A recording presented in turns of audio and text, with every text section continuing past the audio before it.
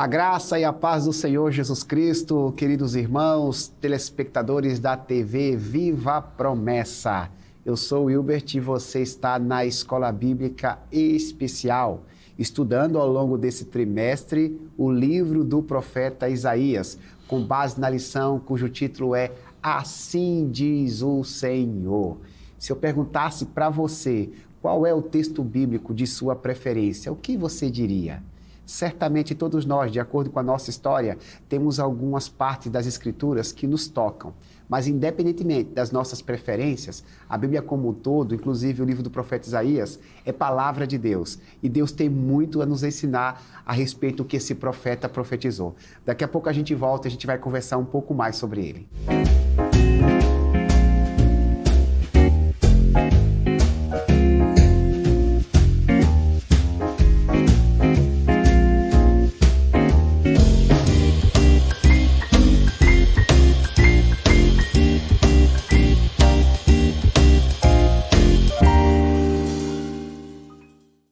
Meus amados, vamos lá, vamos pensar um pouco mais a respeito da palavra de Deus. Esse programa é para a gente poder refletir, a gente parar, nossa vida é corrida, mas a gente faz uma pausa para fazer uma reflexão, queimar os nossos neurônios e estudar um trecho da palavra do Senhor. Hoje estaremos explorando os capítulos 49, 50, 51, 52 e 53 do livro do profeta Isaías.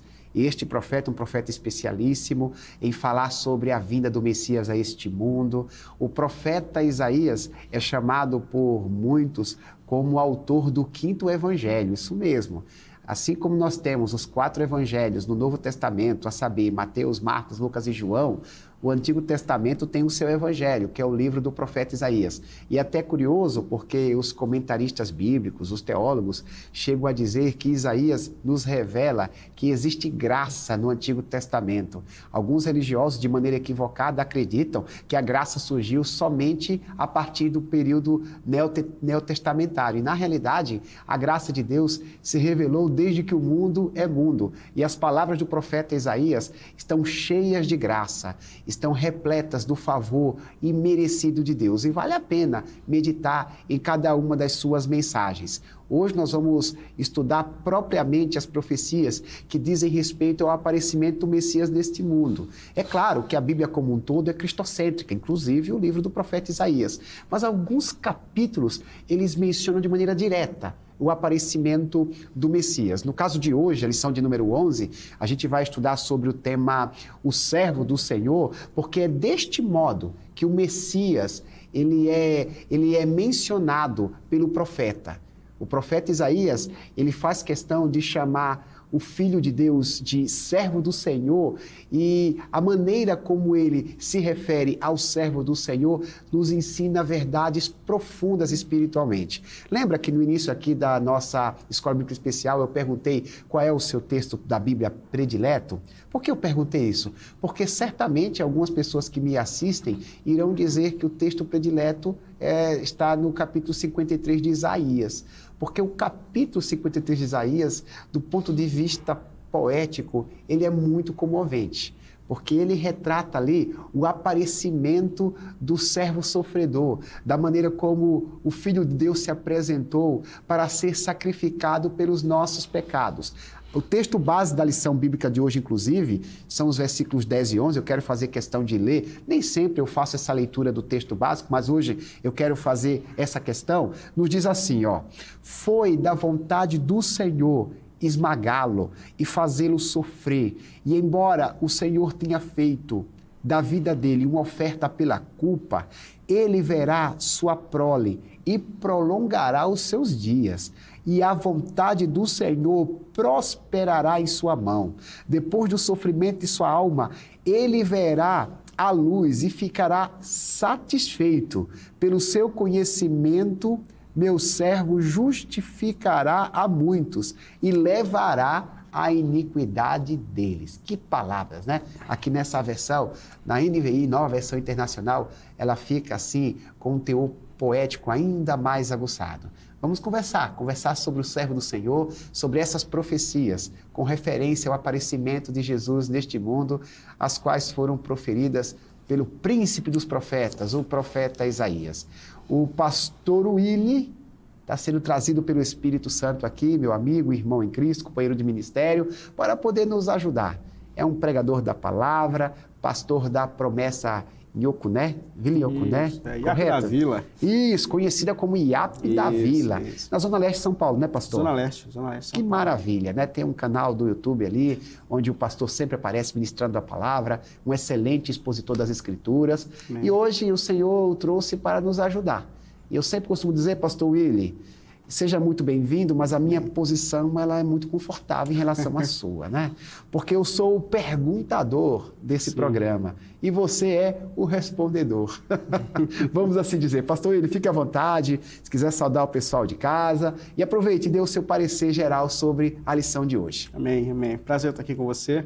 Eu ia dizer que esse programa ficou difícil, porque o Willy e o Wilbert no mesmo programa ficou desafiador, Vai né? ter gente que vai confundir, viu? Sim, Vamos me chamar de Willy, chamar você de Wilbert, Não, faz a gente parte. atende, não tem problema, porque realmente... Mas se quiserem resumir, vamos chamar de Will, né? Sim, Will. Chama os dois, né? Mataria, né? Resolvido os dois. Satisfação estar aqui com você também, você tem sido uma referência para a gente também aqui na apresentação do programa, no ministério. Satisfação também reencontrar esses irmãos e irmãs para a gente refletir na palavra de Deus. Bom... fazendo um breve resumo, né, de tudo isso que a gente tem visto, o livro de Isaías é um livro desafiador, né, cara, porque a interpretação dele é extremamente intensa, um livro que tem um contexto imediato, né, onde ele tem uma mensagem ali para aquele povo, mas ao mesmo tempo uma mensagem que ultrapassa as barreiras de Israel e chega intensamente poderosa para a gente aqui. E eu digo que o livro de Isaías é aquela prova de que a palavra de Deus é inspirada e ultrapassa gerações, né, cara? Louvado seja Deus. Porque como esse texto escrito para aquele contexto, ele diz tão claramente para esse tempo, para as nossas lutas, para o nosso contexto. Então a gente percebe nitidamente que, de fato, há o sopro de Deus aqui. Bom, para a gente colocar aqui um pequeno resumo do que a gente tem para estudar hoje, o livro de Isaías, como a gente tem visto, ele fala intensamente sobre juízo e graça de Deus. Eu acho que esse é o maior misto aqui. Juízo porque, quando a gente olha para o próprio contexto da nação de Israel, a gente percebe que Deus leva o pecado a sério, né? Que uma vida distante do propósito de Deus, mesmo um povo alcançado pela graça, pela misericórdia de Deus, voltou a viver uma vida distante do propósito redentor. Então, ele tem essa missão de anunciar que o juízo virá, né? Dentro desse contexto da rebeldia. Mas, ao mesmo tempo, é um livro encharcado de graça de Deus, porque esse mesmo Deus que deixa com que a nação sofra as consequências da sua ação, que afasta do propósito de Deus, ele está dizendo, eu continuo te amando, eu vou resgatar você, eu vou trazer você de volta. Por isso, como você disse a princípio, esse livro ele é encharcado de evangelho, né? Alguns teólogos eles entendem que o livro de Isaías poderia ser comparado a um quinto evangelho. Ele caberia muito bem no Novo Testamento, Caberia muito bem, né? Está encharcado de Cristo, encharcado da mensagem salvadora, da redenção, da misericórdia de Deus, né? Então, caberia nitidamente no Novo Testamento. Então, a gente dá ali com esse duplo sentido, ou essas duas mensagens, né? Do juízo, mas ao mesmo tempo da graça que há de se manifestar tanto sobre Israel, mas essa graça vai ultrapassar as barreiras de Israel e vai chegar viva e poderosa para a gente nesse tempo também. E falando da manifestação desse resgatador que virá a partir de Israel, para Israel e para nós também, ele fala de alguns adjetivos da natureza e da missão dele, né? E entre esses adjetivos que ele dá a esse Redentor é o servo do Senhor. Algo que ele começa a falar desde o capítulo 49, né? Ali começa a falar a respeito de um servo que virá para se submeter plenamente ao propósito e à vontade de Deus, mas com essa missão de resgatar Israel, mas agora no sentido espiritual, de resgatar ou dar a oportunidade da humanidade voltar para o seu Deus Criador. Então, eu acho que o alvo aqui maior é a gente falar sobre esse servo apontado por Isaías, que é o próprio Senhor Jesus Cristo, falar a respeito da missão que ele tem, de uma obediência, mesmo diante do sofrimento, falar a respeito da glória dele também, porque apesar dessa submissão que aparentemente coloca nesse momento, né, que ele cumpre a missão, uma condição de humilhação, a gente sabe que ele continua sendo Deus e que ele é aquele que vai se manifestar em glória, né? Então, eu acho que, em resumo aqui, é a gente olhar com sensibilidade para esse servo que entrará na história para redimir tanto a nação de Israel quanto a nós também. Muito bem, pastor. Não teria explicação melhor com essa síntese que você acabou de passar para a gente. E o autor da lição, ele, quando faz aqui os seus comentários, ele chega a dizer que, embora a mensagem de Isaías ela tivesse um contexto histórico, né, e tivesse um direcionamento inicial para Israel, este servo, que é o Messias prometido, ele seria o Israel perfeito. Aquilo que Israel não conseguiu realizar, Sim. aquilo que Israel não conseguiu cumprir como escolhido de Deus, a nação não conseguiu executar, esse servo do Senhor, ele executaria com perfeição. Então, tudo se cumpriria nele, ele cumpriria perfeitamente, de maneira completa, os propósitos de Deus. E eu gostei, né? Você usando a expressão continuamente, de ele seria o resgatador mesmo, né? Sim. Ele é o redentor, é o que vai resgatar Israel. Mas assim, sempre houve aquela ideia de resgate físico, né? Mas assim, esse resgatador é o resgatador espiritual. É aquele que vai remir o povo dos seus pecados, e não só a nação que continha os seus contemporâneos, né? Mas também os povos de todo o mundo e de todas Sim, as épocas. sim, Correto, pastor? Sim, é exatamente isso. É uma missão que ultrapassa as barreiras de Israel, né? Isso. Na verdade, toda a Bíblia Sagrada, ela tem uma dimensão de evangelho. Quando a gente olha para cada enredo bíblico, né, desde Abraão e cada história, né, eu acho que o Tim Keller destacava muito isso, né? Cada enredo bíblico tem no fundo aquilo que Deus faria por nós na cruz do Calvário. Deus ele tem essa natureza universal, né? Exatamente. Ele usa um povo, uma cultura, mas assim, o objetivo dele sempre é ampliar, Sempre é isso aí. né? Ampliar a sua ação em relação aos outros povos onde nós somos alcançados. Pastor, a gente vai para as perguntas, né? Mas eu quero deixar você bem à vontade para poder tecer seus comentários sem se empreender necessariamente no que as perguntas propõem, mas para ajudar o pessoal de casa, né? O pessoal de casa, aqueles que têm a missão bíblica, eles costumam dizer, quando me encontram, que sempre se preparam para a escola bíblica presencial assistindo aqui a Escola Bíblica Especial. Então, para ajudar esse pessoal de casa, eu vou contar com tua colaboração, respondendo as 4 perguntas teológicas da lição. Mas, por favor, pastor, sinta-se à vontade para tecer comentários, extra perguntas que estão aí na lição, tá bom? A primeira pergunta aqui, que está destacada na nossa lição, diz o seguinte: o que Isaías diz sobre o chamado do servo do Senhor e em que sentido ele restauraria o seu povo? Capítulo 49, o profeta faz um destaque sobre o chamado do servo do Senhor. Sim. Então, o que o conteúdo das profecias de Isaías faz referência a essa questão do chamado do Messias? Por favor, comenta conosco. A gente percebe aqui, pelo menos, 2 dimensões desse chamado e dessa missão que ele tem. Primeiro, ele está relacionado àquilo que você disse um pouco antes. Ele vem para ser aquilo que a nação de Israel não foi. Isso. Porque a gente sabe que esse chamado de Israel, ele tem uma dimensão missional, né? A ideia ali é que quando Deus começa uma obra a partir de Abraão, que é um homem que não tem nada de especial, né? Ele foi chamado pela graça de Deus, assim como nós somos chamados pela graça de Deus, mas esse projeto que Deus tem de ensinar esse povo alcançado pela graça a viver uma vida diferente, ele vai ultrapassar dentro do projeto original a nação de Israel. Quando a gente olha, por exemplo, para o Êxodo 19, a nação de Israel é chamada de uma nação de sacerdotes, ou seja, há uma missão sacerdotal nela de manifestar o amor de Deus, a sabedoria de Deus à humanidade que se desprendeu do Deus Criador. Um dos textos mais extraordinários que eu acho no contexto do Antigo Testamento é Deuteronômio, quando Deus fala ali para a nação de Israel: eu quero que vocês vivam de acordo com os meus princípios, com as minhas leis, ao ponto de despertar a curiosidade dos outros povos. E eles vão olhar para vocês e perguntar assim: mas quem ensinou isso para vocês? Os caras sabem separar o que é bom e o que não é bom para comer. Os caras têm dia de descanso, os caras têm uma lei de governo, né, muito bem alinhada, os caras têm leis, esse povo tem lei que ensina você a respeitar o próximo. Então, assim, essa sabedoria dada por Deus a essa nação causaria naturalmente uma sede pelo testemunho. E eles perguntarão: quem ensinou? E vocês dirão: foi o Senhor. Então, de uma maneira ali missional, pelo testemunho, eles causariam sede na humanidade. Seria um padrão de ética elevado. Seria o padrão de ética elevado, ao ponto de, por mais que existisse já sabedoria naquele tempo, eles iam encontrar naquele povo uma sabedoria incomum, e eles perguntariam de onde vem essa sabedoria, e eles buscarão o Deus de Israel. Mas a nação de Israel falhou. A nação de Israel não conseguiu conciliar fé com ética, né? Com vida transformada.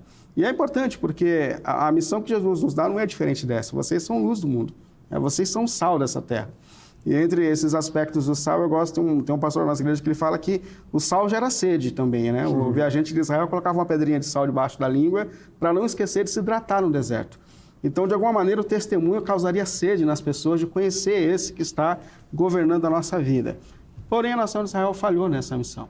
A gente sabe que o testemunho da nação de Israel acabou não se alinhando a partir da palavra de Deus. Então, Jesus vem para fazer isso que a nação de Israel não fez. Por isso, o versículo 3 do 49 diz assim, ó, ele me disse, você é meu servo, Israel, em quem mostrarei meu esplendor. O que ele está dizendo aqui é que Jesus, ele representa a nação de Israel. Você é o meu representante. Ou seja, aquilo que a nação de Israel não foi capaz de cumprir, Jesus o cumpriu, vivendo de maneira perfeita, dentro do propósito da vontade de Deus. Jesus causou sede nas pessoas. Show. Né, trazendo elas para Deus, né, causando sede de Deus ali a respeito da sua maneira de viver. Então, através do seu testemunho, através de uma vida alinhada a partir dos propósitos de Deus. Então, a primeira parte, né, aqui que se coloca é justamente para suprir essa falha missional da nação de Israel. Em segundo, ele foi chamado para trazer restauração para essa nação que falhou. Porque essa nação não só se afasta de Deus, mas ela se perde existencialmente, né? Ela está caída nesse momento da história que Isaías está anunciando o juízo de Deus, ela se perdeu. Ela perdeu o seu sentido de existência, ela provavelmente perdeu o verdadeiro prazer, sentido da vida, que se alinha a partir do propósito de Deus. Então, ele vem para justamente trazer esse povo que se afastou do Deus Redentor de volta ao seu Redentor. E é interessante que essa missão ela se manifesta de duas formas. O que é importante? Porque no versículo 15 ele diz assim, ó, será que uma mãe pode esquecer o seu bebê que ainda mama e não ter compaixão do filho que gerou? Embora ela possa esquecer, eu não me esquecerei de você. Ou seja, apesar de toda essa rebeldia, apesar de todo esse afastamento, Deus diz à nação de Israel, eu não vou deixar de te amar, eu não vou deixar de cuidar de você. E Deus, ele usa uma figura de linguagem, assim, forte, né? Demais, porque, né? Para dizer que o amor dele ultrapassa o amor de uma mãe, Deus sabe o que representa o amor de mãe para as pessoas, né? Nada contra o amor do pai, né? Mas aí a ideia... A relação da mãe é simbiótica, né? Vem de dentro, amamenta. Exatamente. E o texto, assim, ele chega a dizer uma mãe que amamenta. Está falando da mãe de uma criança recém-nascida, uma criança totalmente dependente dela. Por acaso uma mãe consegue esquecer? Ainda que esqueça, eu não vou esquecer. Então, o amor que seria revelado através do servo seria um amor muito maior do que o amor de mãe. É extraordinário, é um amor absurdo, né? Um amor assim, indescritível, inexplicável, um amor infinito, né? A gente tenta reproduzir aqui de uma maneira humana, mas a gente sempre vai ser insuficiente no nosso vocabulário, né? A gente não consegue expressar isso. A gente não consegue conceituar com precisão o amor de Deus. Mas o servo do Senhor, Jesus no caso, porque embora Isaías estivesse ali 700 anos antes de Cristo, ele está profetizando sobre esse servo perfeito, o servo do Senhor, o próprio Jesus. Então, assim, Isaías está dizendo como vai ser esse servo, como vai ser esse enviado de Deus, né? Uma pessoa perfeita que é capaz, inclusive, de amar de um modo que ninguém jamais seria capaz de amar neste mundo. Pastor, a segunda pergunta, não sei se na primeira aí está ok, a gente pode partir para a segunda? Sim, não, eu acho que a única questão que a gente não colocou é que esse amor se manifestaria sobre a própria nação de Israel, isso, que se perde, mas agora a promessa se estende a todo o ser humano, né? Porque no versículo 6 ele fala, e diz ele, é coisa pequena demais para você ser meu servo, para restaurar as tribos de Jacó e trazer de volta aqueles que Israel eu mesmo guardei. Também farei de você uma luz para os gentios. Isso aí. Ou seja, esse amor vai ultrapassar essa nação perdida e vai alcançar povos que, a princípio, não fazia parte desse projeto original do contexto do Antigo Testamento. Para o pessoal que não tem familiaridade religiosa, pode ser que esteja nos assistindo, os gentios são os não-judeus, né? Então, Deus, ele não tem uma nacionalidade, pastor Willi. Deus sempre se preocupou em salvar os povos, independentemente da cultura, independentemente da origem, Porque Deus é Deus de todos, né? Sim. Salmo 100 diz, celebrai ao Senhor todos os moradores da terra. Todos, né? Então tá aí, o servo iria restaurar Israel, mas também tinha o objetivo de ser luz para todas as nações, né? Perfeito. Segunda pergunta, né, diz assim, ó, comente sobre a metáfora usada pelo profeta para descrever a desobediência do povo de Deus em Isaías 50, versículo 1. Baseie-se também no comentário, no item 2 aqui da lição, em contraste com o povo desobediente, como viveu o servo do Senhor? Que desafio temos? São 3 perguntas em uma, pastor. Deus, ele gosta muito de metáforas, né? Deus, ele usa metáforas não é para dificultar a compreensão, pelo contrário. Deus, ele, quando apresenta os seus enigmas, vamos assim dizer, é para facilitar o entendimento de quem está lhe ouvindo. Sim. Então, Deus usa uma metáfora aqui, no capítulo 50, né, do livro que carrega o nome do profeta Isaías. Então, assim, responde para a gente essa segunda pergunta, está aparecendo aqui de baixo, pessoal de casa. Por favor, está contigo a palavra. Legal. Então, ele faz aqui uma comparação, 3 perguntas dentro de uma pergunta. Isso. Aqui, né? Então, acho que a primeira questão aqui é refletir sobre a nação de Israel e sua falha, né? Porque o capítulo 50 vai justamente apontar para isso. Ela recebe uma missão, como nós já dissemos, ela não consegue cumprir essa missão, ela não se esforça por essa missão. Então, ela falhou. Então, a comparação que Isaías faz aqui no capítulo 50, eu vou ler só 1 e 2 aqui para a gente refletir, ele diz assim, ó, assim diz o Senhor, onde está a certidão de divórcio de sua mãe, com a qual eu a mandarei embora? A qual de meus credores eu vendi vocês. Por causa de seus pecados vocês foram vendidos. Por causa das transgressões de vocês, sua mãe foi mandada embora. Ele faz uma comparação aqui, nesse momento em que, por causa da persistência de Israel em viver distante de Deus, ele faz como se a gente tivesse aqui o símbolo de um rompimento de uma vida conjugal. É uma mulher que está recebendo uma carta de desquite, está sendo mandada embora. É óbvio que Deus não está usando o divórcio como uma referência dentro do propósito dele, mas é uma representação aqui porque a aliança entre Deus e o seu povo, ela é feita a partir de algo que acontece nas duas partes, né? Sim. Então, quando a gente olha para aquela aliança que Deus faz lá no início, ele fala a respeito do amor, do cuidado dele por seu povo, mas ao mesmo tempo há uma resposta em obediência, né? Porque é o que mostra que você está envolvido na aliança. A partir do momento que a nação de Israel não se importa em viver de acordo com a vontade daquele que a resgatou, há um rompimento aqui dessa aliança. Então, esse momento em que Deus permite que a nação de Israel sofra as consequências dos seus pecados, simboliza aqui esse rompimento da aliança, né? Ela está vivendo um divórcio com Deus, né? Não é um divórcio eterno, ele já anunciou que ele ama ela ainda, ele já anunciou que ele vai correr atrás dela, que ele vai resgatá-la, e por causa da dívida, ele cita até o contexto dos filhos sendo entregues aqui numa simologia, que era comum na cultura da época, um filho por vezes ser usado para o pagamento de uma dívida. Então até os filhos estão indo junto, cadê a carta de divórcio? Os filhos também estão sendo dados aqui pela culpa. Mas a primeira expressão aqui é falar justamente sobre a falha de Israel. E em comparação à falha de Israel, a gente cita aqui aquele que não falhou, né? Eu acho que é isso que ele está dizendo aqui. Israel é o servo que falha, que não cumpre a sua missão. Cristo é o servo que não falha, que vive para viver essa missão dada por Deus. Aí ele fala aqui no versículo 6, ofereci minhas costas para aqueles que me batiam, meu rosto para aqueles que arrancavam minha barba. Não escondi a face da zombaria e que era cuspida, né? O que ele está dizendo aqui é que Jesus é o servo que não falha, mesmo diante da dor, mesmo diante do sofrimento, mesmo quando a situação de Cristo se tornou extremamente difícil, ele não abandonou a vontade de Deus.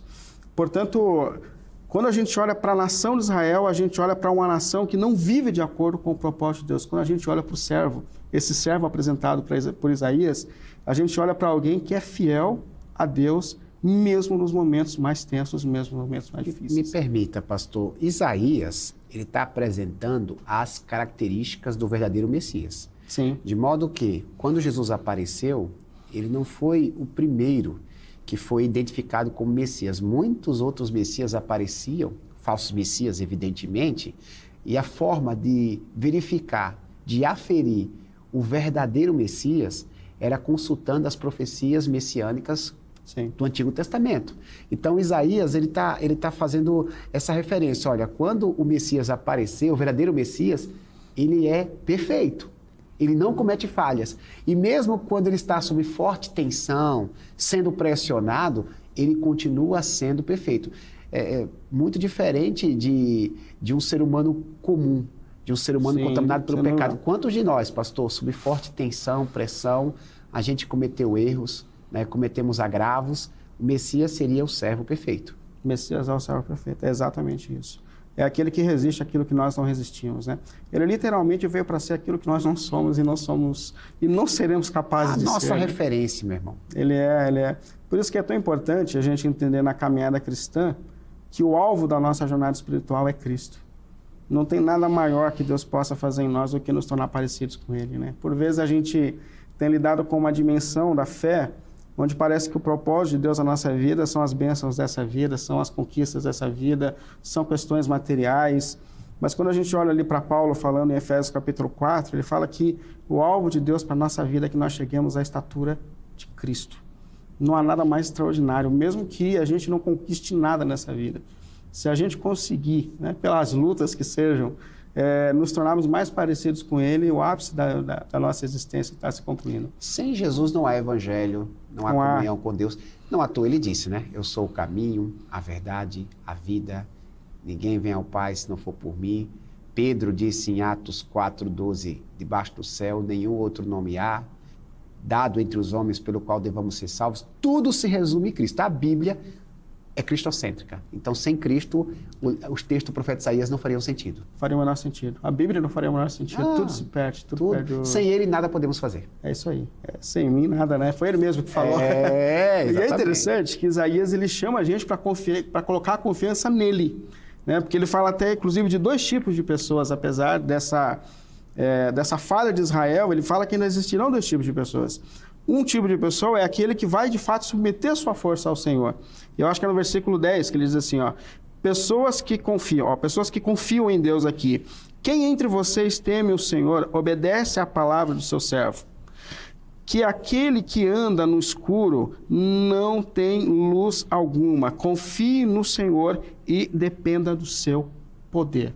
Ele está falando de pessoas aqui que sabem que por si mesmas não conseguem.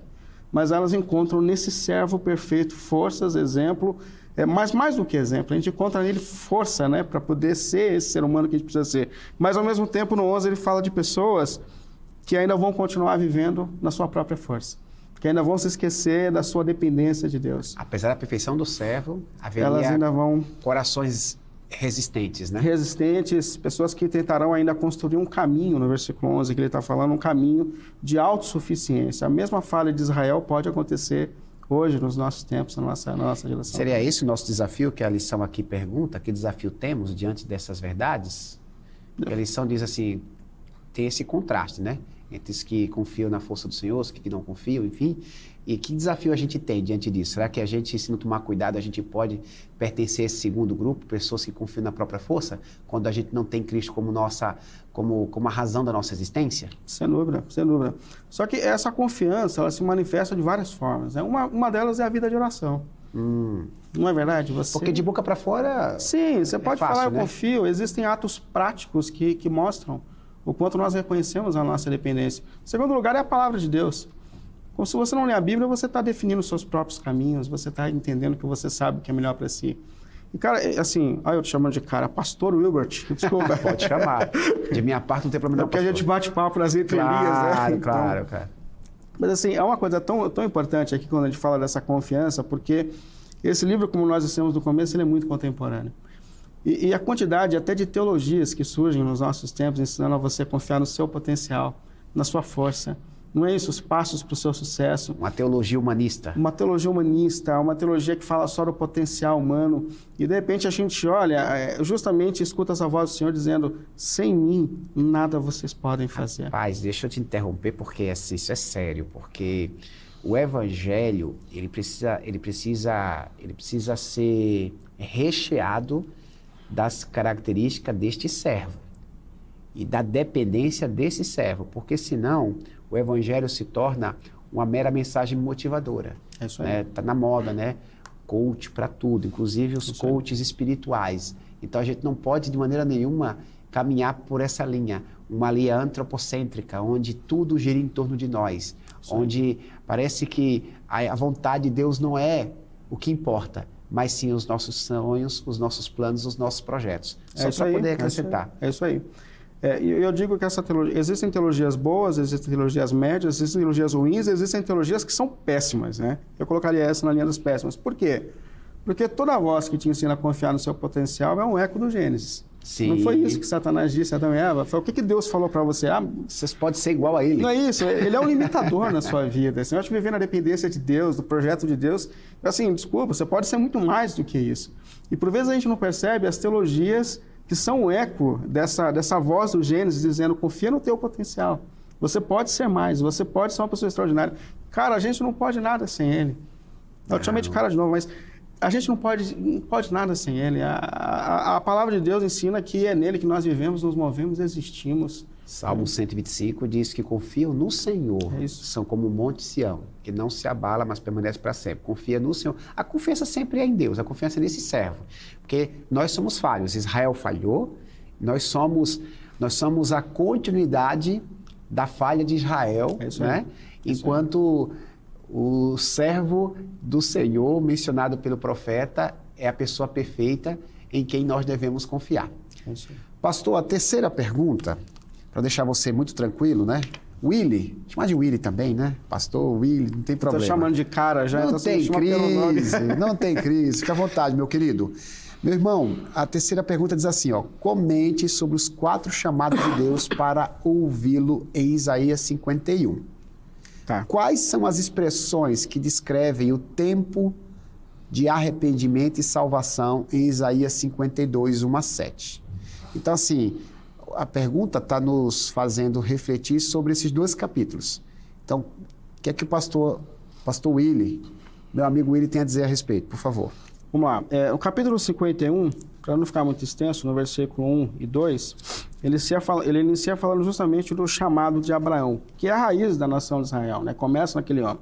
Então ele diz assim, Abraão não era nada quando foi chamado por Deus e que sua mulher era estéril, mas Deus, por sua graça, o fez uma grande nação.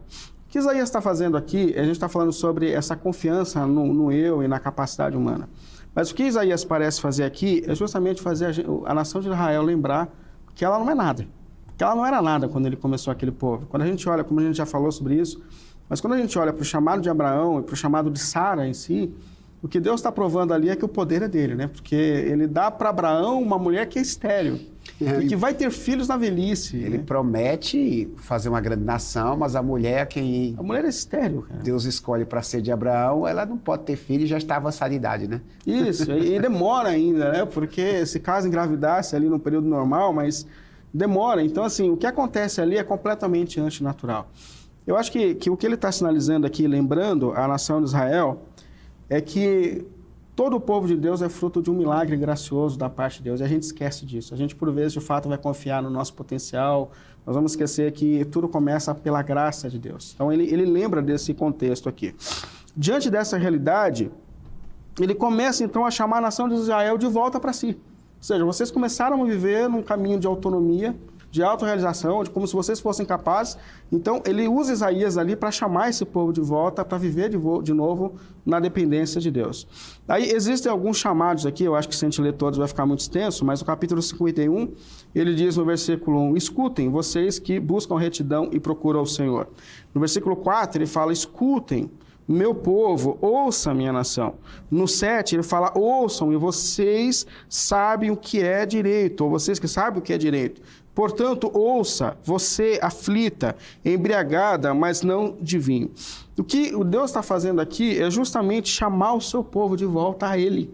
Né? Voltem a me ouvir, voltem a confiar em mim, voltem a confiar na minha palavra. Vocês se perderam justamente por isso. Mas Deus está aqui justamente chamando eles de volta a viver nessa vida de dependência. Então, dentro desse chamado, ele começa a falar, então, desse tempo de arrependimento. Deus não só chama de volta, mas fala que há um tempo para recomeço, que há um tempo para a nação de Israel realinhar sua vida, então, agora na presença de Deus, e não num caminho de autonomia. Primeiro ele fala para a própria nação de Israel. É interessante que Deus anuncia a queda, mas Deus também anuncia a restauração desse povo. Então, no versículo 1 do 52, agora já partindo para o 52, ele fala: desperte, desperte, ó Sião, vista-se de força, vista suas roupas de esplendor, ó Jerusalém, cidade santa. Os incircunciosos e os impuros não tornarão a entrar em você. Ou seja, ele já anuncia para essa nação que vai cair, mas ele já também anuncia que ele continua amando esse povo, que ele vai colocá-la em pé de novo. É uma mensagem, não só chamando de volta, mas é uma mensagem de restauração para esse povo. E há também aqui uma mensagem que ele coloca agora para toda a terra, né? Porque como a gente tem visto aqui no livro de Isaías, ele tem uma mensagem para um contexto imediato, mas ele tem uma mensagem que vai se estender a todas as pessoas. Por isso, no versículo 7 do 52, ele fala assim: como são belos nos montes os pés daqueles que anunciam as boas novas, que proclamam a paz, que trazem boas notícias, que proclamam salvação, que dizem a Sião: o seu Deus reina. Sabe que é uma voz aqui que se estende a todos agora, né? Esse texto clássico, né? Esse a gente texto é usa maravilhoso. muito na igreja quando fala de evangelização, de missão, Sim, né? sim, Quão sim. bonitos são os pés daqueles que anunciam o evangelho, que anunciam a paz. Isaías está fazendo referência a essa expansão da palavra, né? Para Isso aí. todas as nações, da além das fronteiras, né? É, isso aí. Pastor, o capítulo 53, né? Ele usa uma expressão dos nossos dias. Ele é mágico do ponto de vista de nos fazer admirá-lo, né? Porque o capítulo 53, ele vai descrever o ápice da missão do servo, o ápice da missão de Jesus, né? Teve algumas pessoas que ficaram decepcionadas quando viram o Messias padecendo lá no Gólgota.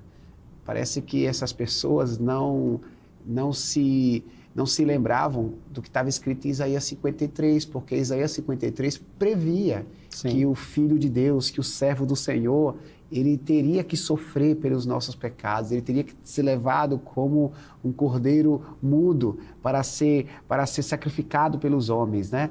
Então, assim, o Isaías 53, ele é um momento, assim, importante para a gente refletir sobre a missão do servo, sobre o que o servo realizou e como ele revelou o seu amor lá na cruz por nós, né? Porque podemos afirmar que a glória do servo do Senhor foi revelada por meio de duas grandes vias. Tem duas grandes vias aqui do Isaías 53 que é importante a gente comentar. Fique à vontade, por favor. É interessante que essa glória, como você disse, ela está na contramão de toda a expectativa humana, né? Havia uma expectativa que o Messias estabeleceu o seu reino naquele tempo, né? Ela era política, né? Era uma libertação política, uma Seria vida mais um confortável. juiz, seria mais um Gideão que vai ser levantado aqui para libertar a gente politicamente de Roma, né? Enfim. É isso aí. Mas é interessante, profundo isso, né? Porque Isaías começa justamente anunciando que a glória dele será revelada através, primeiro, do sofrimento. De uma vida sofrida. Versículo 53, que a gente citou, o 3 e 4, ele diz assim, ó: ele, né, isso é Jesus, foi desprezado, rejeitado pelos homens, um homem de tristeza e familiarizado com o sofrimento, como alguém de quem os homens escondem o rosto, foi desprezado e nós não o tínhamos em estima. Certamente ele tomou sobre si as nossas enfermidades e sobre si levou as nossas doenças. Contudo, nós o consideramos castigado por Deus, por ele atingido e afligido. E é extraordinária porque a primeira manifestação da glória do Senhor não acontece numa vida triunfalista aos olhos desse mundo, mas se manifesta através de uma vida fiel a Deus, mesmo diante do sofrimento. A primeira manifestação começa na sua essência, né? Uma essência que não muda, que não cede mesmo diante do sofrimento, da dor. E é extraordinário a gente pensar, porque, como a gente falou aqui, a nós, humanos, é tão difícil ter uma vida fiel a Deus diante das lutas. Então, para nós, como igreja, ele de fato é glorioso, ele de fato é extraordinário. Pensar que alguém encarnou e resistiu todas as tentações e todas as provações em fidelidade a Deus. Então, a primeira dimensão que Isaías aqui coloca é justamente nessa fidelidade que se manifesta de forma integral mesmo diante da adversidade, das tentações e provações. E mais uma vez, vale a pena lembrar que nós somos chamados por Deus para fazer a trilha do Cordeiro. Sim. Né? Para resistir à diversidade de tentações e provações dessa vida. A via dolorosa? A via dolorosa tem que fazer parte, né? Nós não fomos chamados por Deus para ser os lobos desse mundo, nós somos chamados de ovelhas, né? Então é um caminho sofrido. Né? Eu vos envio como ovelhas no meio de lobos. No meio de lobos, né? Tem gente que acha que a gente é o lobo nesse mundo, né? Que a gente vai triunfar, que a gente vai viver a glória total desse mundo. A glória, assim como a do Senhor, está para o fim da história, né? Mas nesse momento aqui, nós somos chamados por Deus para fazer a trilha dele. Isso é profundo demais. Então, Isaías 53 prevê a morte do servo, que também é uma manifestação da sua glória, né? Sim. Que nos ensina a entender o sofrimento como algo pedagógico da parte de Deus. Mas tem um segundo aspecto aí, né? Tem. O segundo aspecto aqui fala da ressurreição, porque apesar do sofrimento, o sofrimento não é o ponto final do Senhor. Isso fazia parte da sua missão aqui e ele foi fiel e foi glorificado por meio da sua fidelidade. Mas no versículo 10, no 53, ele diz assim: contudo, foi da vontade do Senhor esmagá-lo e fazê-lo sofrer. E, embora o Senhor faça da vida dele uma oferta pela culpa, ele verá a sua prole e prolongará os seus dias, e a vontade do Senhor prosperará em sua mão.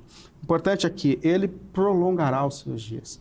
O sofrimento de Cristo e o sofrimento daqueles que estão em Cristo nessa vida nunca são um ponto final. Eu acho que essa é a grande questão aqui, né? Essa é a grande sacada. Essa é a grande sacada, né? A gente está nessa, a gente esquece disso, mas nós somos peregrinos aqui, assim como ele foi, né? Mas a glória dele aqui se manifesta no fato de que esse sofrimento não foi o ponto final. Ele ressuscitou, ele tem a eternidade, ele é o Deus eterno. E ele está glorificado nesse momento. Eu acho que esse é o ponto aqui. Então, o servo do Senhor, ele cumpriu o que estava previsto em Isaías 53. Ele andou pela trilha, pela via dolorosa. Ele padeceu, né? Ele foi rejeitado, foi desprezado. E a Bíblia diz que ele sofreu a morte de cruz, mas ao terceiro dia ele ressuscitou. Então, esse caminho nos é apresentado. A gente é convidado por ele a também sofrer os seus sofrimentos, para que com ele, como diz Paulo aos Romanos, nós possamos ser ressuscitados, possamos Sim. viver eternamente, né? É uma promessa que a gente carrega no coração, até porque Deus não é sádico, Deus não tem prazer no sofrimento de ninguém. Sem dúvida, sem né? dúvida. Quando a Bíblia fala sobre o sofrimento, quando eu estou dizendo aqui que o sofrimento é uma pedagogia divina, não estou dizendo que Deus tenha prazer na nossa dor, no nosso gemido, no nosso sofrimento. Pelo contrário, o sofrimento, a dor, são passageiros, e o propósito de Deus é que a gente possa ter esses longos dias aí ao lado do seu filho, ao lado do servo fiel, onde poderemos viver eternamente. É isso aí. Beleza, pastor Willy. Meu irmão, muita riqueza. Amém. É bom te ouvir, né? Dá para passar um bom tempo aqui ouvindo mais aí da tua teologia, tua capacidade de argumentação. Mas não acabou ainda. Eu estou no finalzinho do meu tempo aqui, Tá. O ponto já me informou aqui, mas eu preciso aqui ainda concluir essa lição com o teu parecer sobre a parte aplicativa dessa lição. A gente estuda a questão teológica, a Bíblia ela tem o seu aspecto teológico, a Bíblia é teologia, mas também a Bíblia tem que ter aplicação. Se nós Sim. não aplicarmos a teologia em nossa vida, o conteúdo bíblico vai se tornar uma mera filosofia, um mero conceito. Então, Obesidade teológica. Olha, legal. Isso aí é frase filosófica, Não viu? serve pra nada, né? Gostei. Vamos lá, ó. Tem aqui uma proposta de assumirmos 2 compromissos. Eu vou ler ambos para que você possa tecer esse comentário conclusivo da lição, tá bom? Ó, primeiro compromisso. Conscientes da graça de Deus, anunciemos o seu convite. Segundo, conscientes da glória futura, vivamos com perseverança. Tá contigo. Amém. Bom, eu acho que essa missão de Isaías, que acaba sendo a nossa missão, né, de uma proclamação, cabe a nós essa missão extraordinária de falar dessa salvação que há em Jesus Cristo. Ele vem, cumpre a sua missão e passa o bastão, né? Isso. Passa o bastão. E agora a voz, a boca, que enquanto tem tempo, que proclama e manifesta as virtudes dele, é nossa, é a minha missão, é a sua missão. Então, eu acho que a gente olha com muita sensibilidade aqui para esses sofrimentos. 40 anos de ministério de Isaías, foram 40 anos, não foi? Pois é. Mas esses 40 anos usados intensamente para ser e para viver o propósito de Deus, que acaba sendo uma representação da própria luta de Cristo, né? E nós somos agora nós temos agora esse chamado para ser essa proclamação. Então, aqui eu acho que, primeira coisa, né, nós somos esses proclamadores dessa graça, mas ao mesmo tempo, no 55:6 ele diz: busquem ao Senhor enquanto se pode achá-lo, clamem por ele enquanto ele está perto. E isso aqui não é só para o de fora, isso é para mim e para você também. Nós temos que viver com toda a intensidade esse momento da nossa jornada, né? Esse é o tempo que nós buscamos ao Senhor com todas as nossas forças. Que nós nos apeguemos a esse servo, mas que também sejamos um exemplo de servo. Amém. Amém. Nós temos uma boa referência, né, irmão? A gente tem que perseverar porque Jesus é a referência, é aquele que foi fiel até a morte, e morte Sim. de cruz, né? Como diz Paulo aos Filipenses, pelo que Deus o exaltou soberanamente e lhe deu um nome que está acima de todo nome, para que a este nome se dobre todo o joelho dos que estão no céu, na terra, debaixo da terra. Então ele, né? Ele é a razão da nossa fé. Como diz a carta aos Hebreus, o autor e consumador da nossa fé. Meus irmãos, pessoal que está em casa, como é bom, né? Estudar a lição, estudar a palavra de Deus. A gente está chegando no momento final aqui do nosso estudo da palavra do Senhor. Mas antes da gente encerrar, eu vou pedir para o pastor Willy para que nessa consideração final ele possa também orar. Amém. Ore pelo pessoal de casa, por favor. Ore por esse programa para que continue inundando de graça e conhecimento os corações dos telespectadores. Em casa tem pessoas assim que perseveram na palavra, mas sofrem suas dores. Sim. E eu sei que Deus é misericordioso para ouvir a tua oração e abençoá-las. Amém. Vamos orar. Ô Pai, obrigado, Senhor. Obrigado por esse tempo, obrigado por esse momento em que nós estamos diante da sua palavra. Mas, antes de tudo, obrigado por esse servo maravilhoso e Senhor que alcançou as nossas vidas e a nossa história, Senhor. Obrigado por tua graça, Senhor. Sendo o Senhor e Deus, o Senhor saiu da sua glória e submeteu-se ao projeto soberano de Deus para que a redenção, a salvação, a sua misericórdia se manifestasse de maneira poderosa e especial sobre a nossa vida, sobre a nossa história, Senhor. Por isso nós colocamos as nossas vidas diante de Ti, Pai. Pedimos em nome de Jesus que, a exemplo do Teu servo perfeito, Senhor, nós sejamos transformados a cada dia mais de maneira especial e poderosa por Teu Evangelho, Senhor. Nos ajude, Senhor, a ser também, Senhor, seguidores do Senhor e fiéis ao Senhor, mesmo nos momentos mais difíceis da nossa caminhada e da nossa existência, Senhor.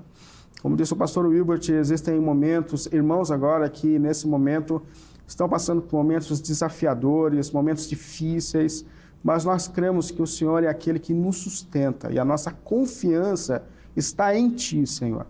Por isso nós nos unimos nesse momento em oração e clamamos a Ti pelo nome do Senhor Jesus, pedindo que as Suas mãos poderosas e sustentadoras estejam estendidas sobre as nossas vidas. Pelo nome de Jesus. Amém.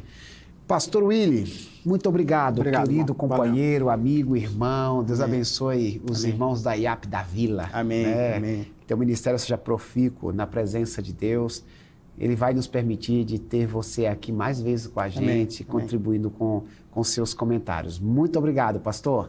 Vocês de casa, nossa gratidão, nossos cumprimentos.